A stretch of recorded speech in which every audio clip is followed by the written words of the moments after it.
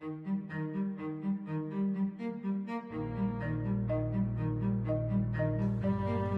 world we've seen is divided, startlingly so, between some very rich countries and some very, very poor countries. 1 billion people, roughly, live in the high-income world. Another billion, roughly, live in the poor countries, the low-income world. And then another 5 billion, 5/7 of humanity, are in between in the middle-income countries. How did this vast difference unfold? How is it that we have countries like the United States, or some even richer, at $50,000 per person per year of income or higher, and some countries like Mali or Malawi or Niger at under $500 per person per year, less than 1/100th the income levels of the high-income countries? We certainly didn't start this way a couple of centuries ago. If you look back to the period just before the great takeoff of modern economic growth, just before what we call the Industrial Revolution, the world was fairly equal in poverty. Just about every part of the world was rural. Just about every part of the world had its population and its workforce engaged in trying to stay alive as peasant farmers, smallholder farmers eking out a survival. When it was a bad season, bad rains, heat wave, drought, people not only suffered, they died. And that kind of extreme poverty was pervasive. It was everywhere in the world. It was in Europe as well as in Africa. The world was in a condition of not complete, but nearly complete equality, but equality of poverty. The story of today's inequality, therefore, is also the story of modern economic development, what has been called the era of modern economic growth. That's the period since the start of the Industrial Revolution when some parts of the world were able to experience sustained increases of gross domestic product per person, so much so that they transformed themselves from rural to urban, from peasant agriculture to modern industry, and increasingly these days to a modern, high-tech, knowledge-intensive, information and communications technology-intensive service economy. How did this happen? And why did it happen in some places in the world, but obviously not in all parts of the world, in such a way that by now we have these vast inequalities? What it means is not that today's poor countries got poorer over time from 2 centuries ago. They started poor, and by and large they remained poor. Other parts of the world started poor, and by today are very rich. We need to understand the nature of that economic growth and, of course, why it has varied so much across the world and what can be done to unlock that economic growth in today's low-income and especially today's least developed countries. All this takeoff of modern economic growth, the Industrial Revolution and all that followed, is a new event from the point of view of human history. Humanity, our species, best guess, were 150,000 years as Homo sapiens. We are about 10,000 years as civilized Homo sapiens, meaning living in communities dependent on sedentary agriculture rather than as nomads hunting and gathering. So the Neolithic Revolution, which brought us agriculture, is about 10,000 years ago. But for a very long time, from the advent of agriculture into the Industrial Revolution itself, progress was very, very gradual, almost imperceptible. We see that very starkly in the depiction, as best it can be estimated, of the growth of the world economy. Have a look at this graph. The line of the world output is essentially flat, nearly at zero for thousands of years. We show it from 1 AD until a takeoff. And when you look at that graph, you see the takeoff, the turn up, just begins around 1750.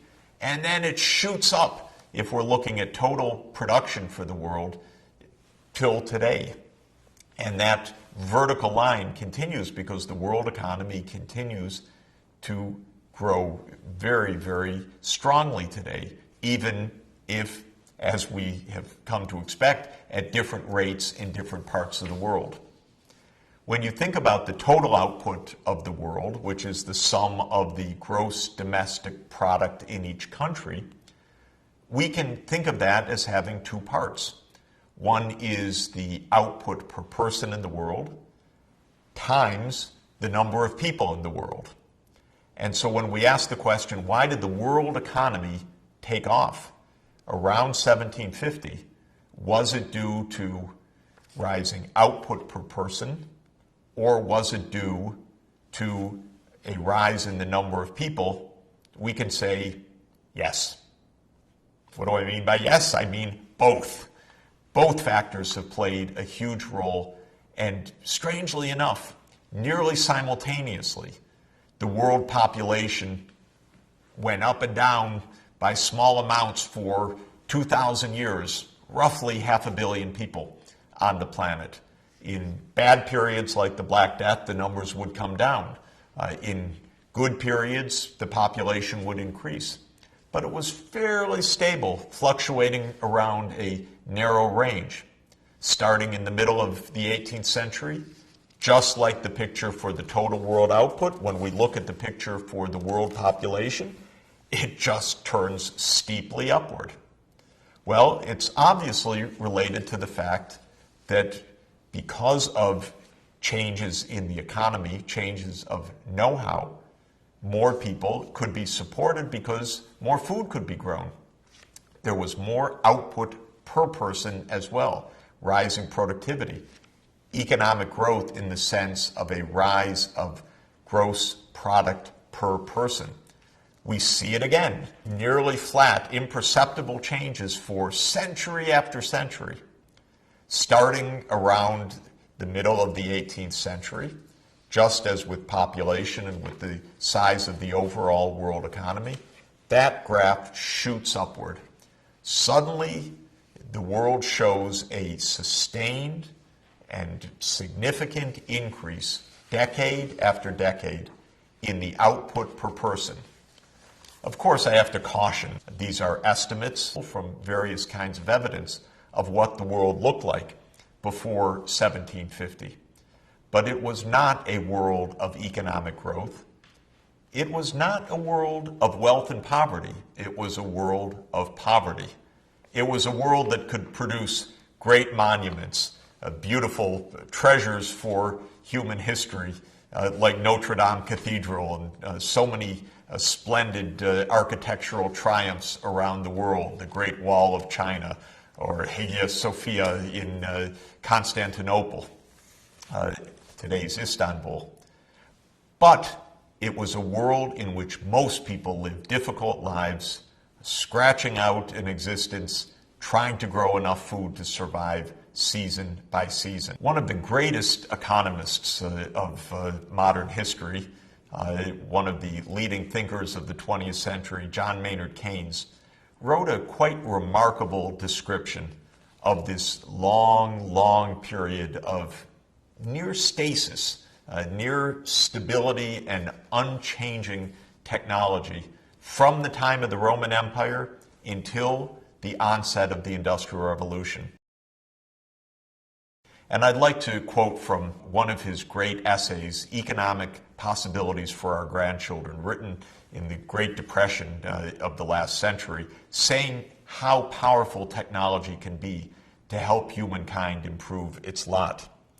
Keynes wrote, and I'm quoting, "From the earliest times of which we have the record, back, say, to 2,000 years before Christ, down to the beginning of the 18th century, There was no very great change in the standard of life of the average man living in the civilized centers of the earth. Ups and downs, certainly. Visitations of plagues, famine and war, golden intervals. But no progressive violent change. This slow rate of progress or lack of progress was due to two reasons: to the remarkable absence of important technical improvements and to the failure of capital to accumulate. The absence of important technical inventions between the prehistoric age and the comparatively modern times is truly remarkable. Almost everything which really matters and which the world possessed at the commencement of the modern age was already known to man at the dawn of history: language, fire, the same domestic animals which we have today: wheat, barley, the vine and the olive, the plow, the wheel, the oar, the sail, leather, linens and cloth, bricks and pots, gold and silver, copper, tin and lead and iron was added to the list before 1000 BC. Banking, statecraft, mathematics, astronomy, and religion. Keynes's point is technology is crucial, and for a very long period, technology was relatively unchanging, to the point that one could have taken a farmer from Roman times and, if possible, through a time machine, put them down in England at the beginning of the 17th century, and they would have felt pretty much at home. Same techniques, similar living standards, a world that would have looked quite the same over a span of 17 centuries. But then, dramatically, everything changes. And that is our next subject to understand: the Industrial Revolution, how it began, and how it changed human history and human destiny.